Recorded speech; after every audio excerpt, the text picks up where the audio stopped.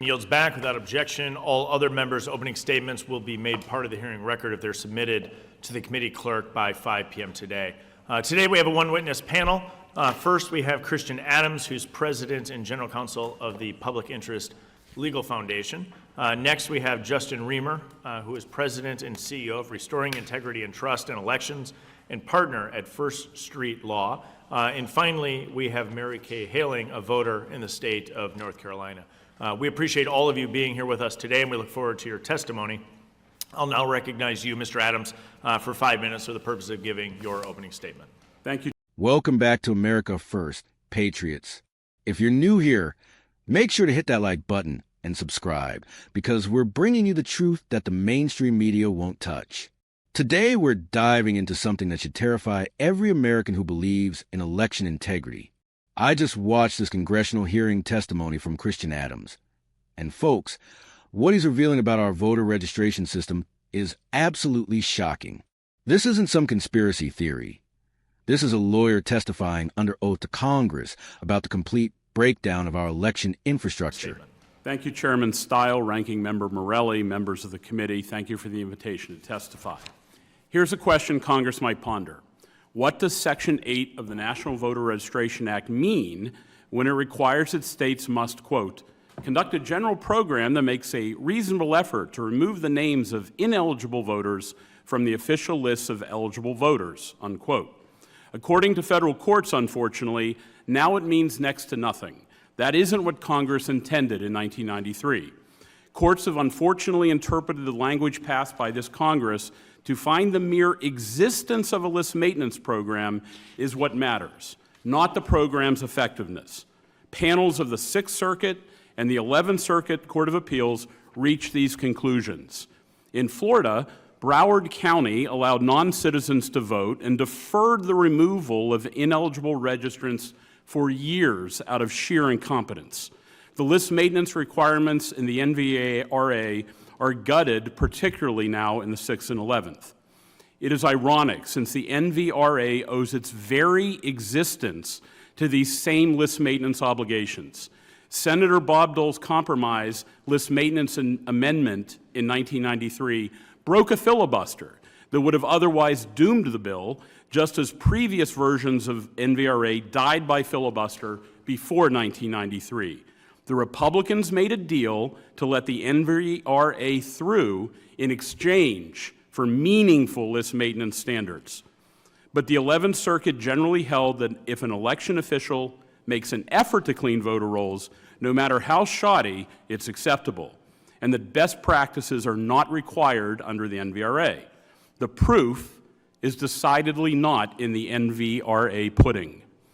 The Sixth Circuit has followed the 11th Circuit.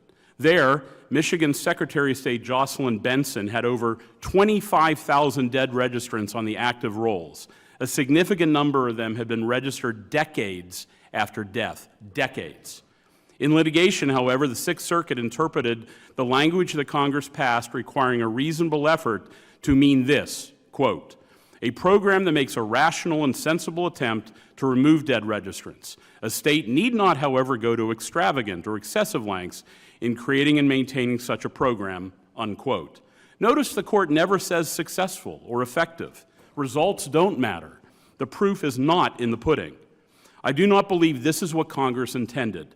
I do not believe Republicans would have dropped their filibuster with this limp maintenance standard. A mere rational attempt? Michigan Secretary of State Jocelyn Benson gets an A for effort from the court, but she deserved an F for outcome. Tens of thousands of dead registrants on active rolls? Never mind if someone's registered multiple times. Never mind if a registration record is missing the date of birth. None of this matters under these court rulings, only whether a state makes a rational effort. Results don't matter. This standard is not what the Republicans dropped a filibuster for in 1993. Congress can fix this. Many of the problems with American voter rolls occur at the point of registration, often by third-party groups. The voter may never know their record is botched because they can still vote. But then something changes. They move. They change their name. They get married. And the process creates a duplicate registration because the original mistake impairs a record match. It can even be triplicate. I've seen duplications reach 6 active registrations for a single voter in Allegheny County, Pennsylvania, Rashawn Slade. You can see all of his simultaneous registrations in the appendix to my written testimony.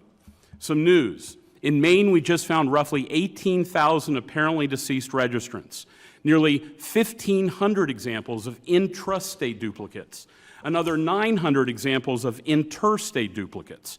The Public Interest Legal Foundation issued a detailed finding on this report on this data this month. Ironically, Maine passed a statute to fine the Public Interest Legal Foundation if we spoke about what we found on the voter rolls, including to you in Congress. The First Circuit struck down these speech penalties in a case that we brought under the NVRA. Ranking Member Morelli, even in New York, you find people that I describe in my written testimony registered multiple times, including one record we have right here. That means you're mailing extra campaign literature. You're wasting money on your campaign because of the state of the voter rolls. Finally, one way to improve list maintenance is for states to use commercial credit data to clean voter rolls, and I'm happy to answer your questions. Thank you. Let me break this down for you. Back in 1993, Congress passed something called the National Voter Registration Act. The Republicans at the time made a deal. They would stop blocking this bill, but only if it included strong requirements for states to clean up their voter rolls. They specifically demanded that states must make a reasonable effort to remove dead people, people who moved, and others who shouldn't be voting. But here's where it gets infuriating. Federal courts have completely gutted these requirements. The 6th and 11th Circuit Courts have basically said that as long as a state tries to clean their voter rolls, it doesn't matter if they actually succeed. Think about that logic for a second. It's like saying as long as you try to do your job, it doesn't matter if you're completely incompetent. Look at what's happening in Michigan. Jocelyn Benson, the Secretary of State there, had over 25,000 dead people still registered to vote, not just recently deceased. We're talking about people who have been dead for decades but somehow got registered to vote after they died.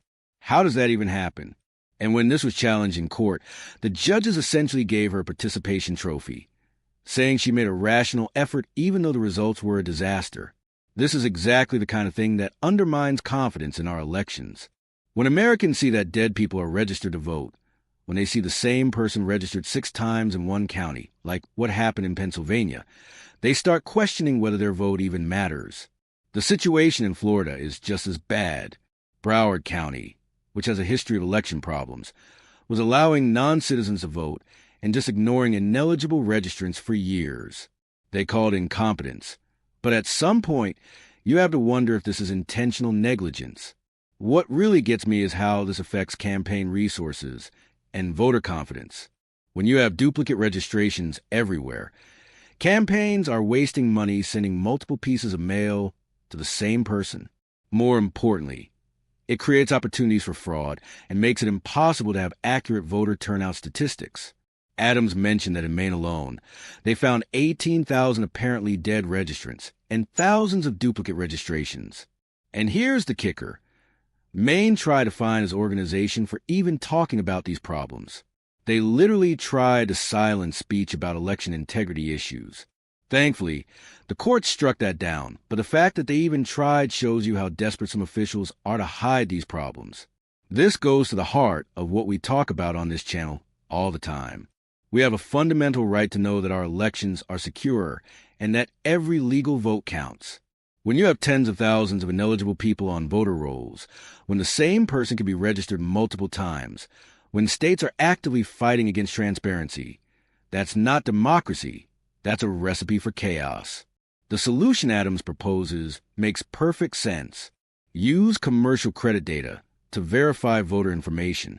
These companies already track when people move, when they die, when their circumstances change. Why aren't we using this technology to keep our voter rolls accurate? The only reason I can think of is that some people benefit from the current broken system. This is why election integrity laws are so important. This is why voter ID requirements matter. This is why signature verification and regular roll maintenance aren't voter suppression. They're basic safeguards that every democracy needs. Every American, regardless of party, should want clean and accurate voter rolls. The The fact that we're fighting about this shows you how far we've fallen from basic democratic principles. When courts say that effort matters more than results in something as fundamental as voter registration, we've lost our way. The good news is that Congress can fix this. They can clarify that reasonable effort means effective effort. They can require states to actually achieve results, not just go through the motions. They can mandate the use of modern technology to keep voter rolls current and accurate. But it's going to take pressure from patriots like you to make this happen. Contact your representatives. Demand election integrity legislation. Support organizations like the Public Interest Legal Foundation that are doing the hard work of exposing these problems. The integrity of our republic depends on the integrity of our elections. And right now, based on what we're hearing in these congressional hearings, we have a lot of work to do. What do you think about these revelations? Are you surprised by how broken our voter registration system is? Or have you suspected this all along? Let me know in the comments below. And remember to like this video and subscribe to America First for more content that puts our country first. Until next time, stay vigilant, patriots.